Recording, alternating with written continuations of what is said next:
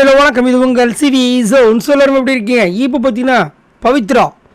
பவித்ரா உண்மையிலே வந்து ஒரு குட் சோல். பட் இன்னுமே வந்துட்டு அந்த டால்டஸ்க்கு அவங்க ஏன் அந்த விஷயத்த பண்ணாங்கன்னு இன்னுமே நிறைய பேருக்கு டவுட் ஆகிருக்கு.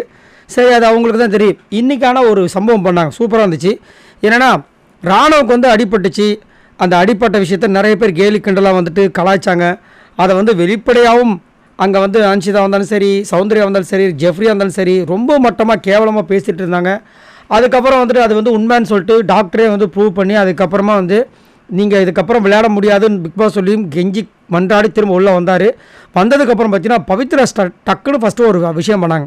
இல்லைன்னா எந்திரிச்சு, நான் எல்லா சார்பாகவும் சாரி கேட்டுக்கிறேன், நான் சொல்லலை, பட் இருந்தாலும் உங்கள் மனசுக்கு வந்து கண்டிப்பாக வந்துட்டு அவங்களாம் வந்து இன்டென்ஷனலாக உங்களை கிண்டல் பண்ணதாக தோணியிருக்கும்.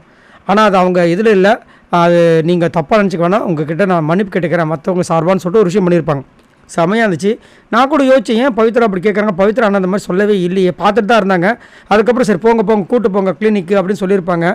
அப்புறமா தெரியுது இங்கே வந்து விஷால் கிட்ட சொல்கிறாங்க. ஆக்சுவலாக நான் அதை சொல்லலை. நான் ஏன் சொன்னேன்னா, அவருக்கு அந்த டைம் வந்துட்டு கண்டிப்பாக ஒரு மாதிரி மனசு கஷ்டமாக இருந்திருக்கும். இப்படி நான் சொன்னேன்னா கண்டிப்பாக இந்த வீட்டில் அந்த மாதிரி யாரும் நினைக்கலன்னு அவருக்கு ஒரு இதுவாக இருக்கும், நம்பிக்கையாக இருக்கும்.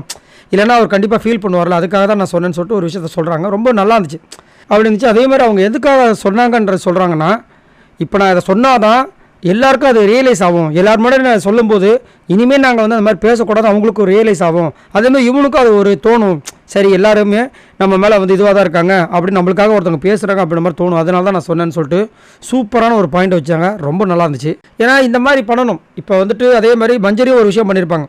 ஏன்னா எல்லாரும் அவ்வளோ கேலி பண்ணிட்டு இங்கே வந்துட்டு சாரி சொன்னவொடனே அவங்க ஒரு வார்த்தை தான் சொன்னாங்க, நீங்கள் என்ன வேணாலும் பேசுங்க, ஆனால் அங்கே வந்து ஒருத்தர் இன்ஜுரி ஆகிட்டாங்க அப்படின்னா தயவு செஞ்சு அங்கே எதுவுமே இந்த மாதிரி பேசாமல் ஃபஸ்ட்டு என்ன பண்ணமோ அதை பண்ணுங்க அப்படின்னு சொல்லியிருந்தாங்க.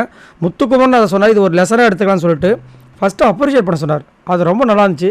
உண்மையிலேயே மெய்சில் இருக்கிற மாதிரி இருந்துச்சு.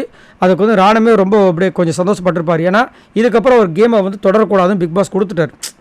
அப்படின்னு இருக்கும்போது இது ஒரு அவருக்கு ஒரு சந்தோஷமாக இருக்கும். ஏன்னா நான் நல்லா விளாண்டாரு, அவர் விளையாண்டனால தான் இது. அதுவும் வந்து அவர் நினச்சிருந்தானா இது வேறு ஒரு மாதிரி ஏதாவது போயிருக்கும். ஆனால் மற்றவங்களை அடிப்படக்கூடாதுன்னு ரொம்ப கான்ஷியஸாக இருந்தார் அப்படி மாதிரி சொல்லியிருந்தார். ஏன்னா ஒரு இடத்துல ஜெஃப்ரி வந்து இவரை பிடிச்சிப்பார், லாக் பண்ணியிருப்பார்.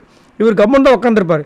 இவர் திமுறணும் அப்படின்னா என்ன இருக்கும், கண்டிப்பாக பிரச்சனை. இவர் தானே லாக் பண்ணார் டால்டாஸ்கில், அப்போ அவரால் எந்திரிக்க முடிஞ்சுதான்.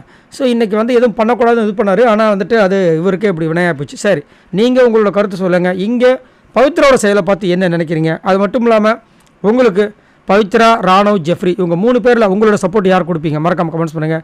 பாய் நண்பர்களே.